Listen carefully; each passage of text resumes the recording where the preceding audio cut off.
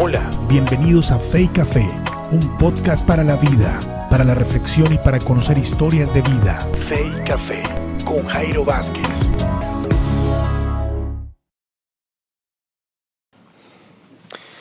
Se puede hablar en la vida que hay dos actitudes frente al vaso con agua.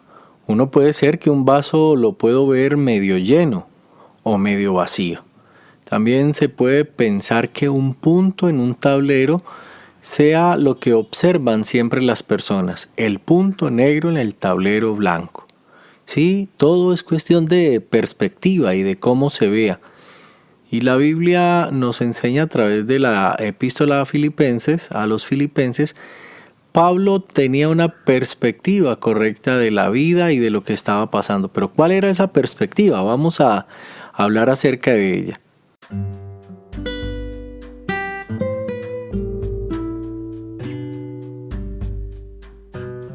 Pablo experimentó la bendición de esta actitud y la compartió con la iglesia de Filipos.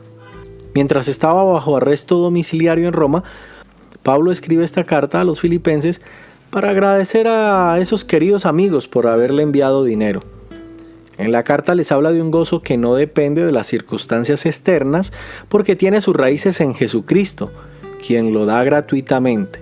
Pablo comienza la carta expresando su agradecimiento a los filipenses. Luego, después de escribir algunos problemas que está enfrentando en Roma, manifiesta incertidumbre respecto al futuro personal, ya que no sabía si sería ejecutado o liberado. Sin embargo, a pesar de esa incertidumbre, Pablo se mantiene confiado ante la perspectiva de morir porque confía en Cristo. El apóstol pinta un retrato de la humanidad de Cristo y exhorta a los filipenses a que sigan ese ejemplo. Pablo entonces cambia brevemente de tema y advierte a sus lectores del peligro de confiar para su salvación en requerimientos externos, como la circuncisión. Después de algunos comentarios personales, Pablo concluye su carta agradeciendo nuevamente a los filipenses por su generosidad.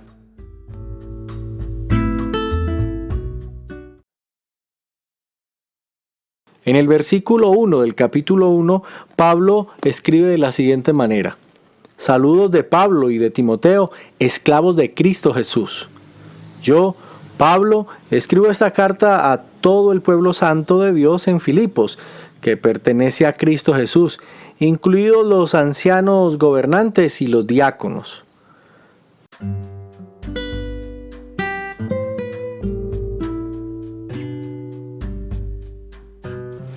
Pablo menciona en este versículo que él y Timoteo son esclavos.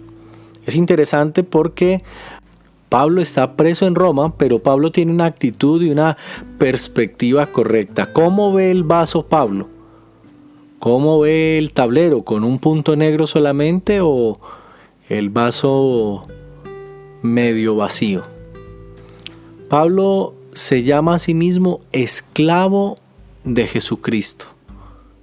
Y he leído la Nueva Traducción Viviente que lo traduce así del griego originalmente.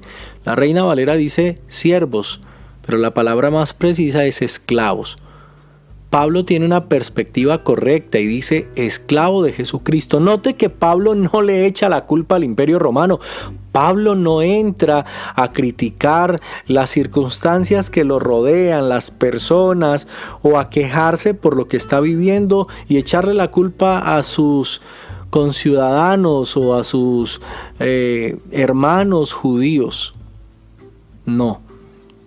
Pablo tiene una perspectiva correcta y está contento porque está sirviendo a Dios. Al decir que él es siervo de Jesucristo, está reconociendo la soberanía de Dios.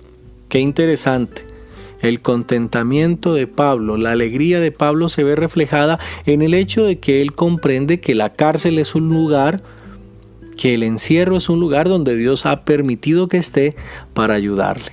Y él se ve a sí mismo como esclavo, no como prisionero de Roma, no como prisionero del imperio. Él se ve a sí mismo como esclavo.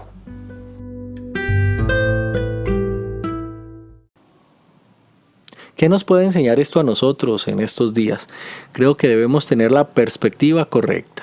Estamos en un encierro producto no de un virus solamente, no de las disposiciones del gobierno, sino que Dios ha permitido estas circunstancias para enseñarnos y somos esclavos del Señor Jesucristo. Tal vez el término esclavo no suene muy atractivo hoy en medio de las teologías que pululan, como la teología de la prosperidad, que sería toda una aberración decir que soy un esclavo de Jesucristo. Pero precisamente si seguimos el ejemplo de Pablo, aprenderemos que Dios tiene el control absoluto y Él es soberano. Alegrémonos en estos días, gocémonos, porque Dios tiene el control. Somos lo que somos y estamos donde estamos por la misericordia de Dios. Siempre busquemos saber cuál es el propósito de Dios y alegrémonos de saber que Dios tiene el control de todo. Tengamos la perspectiva correcta para que nuestro corazón esté lleno de gratitud al Señor. Dios los bendiga. Continuaremos estas reflexiones acerca de los mensajes de esperanza del encierro en los próximos podcasts. Bendiciones.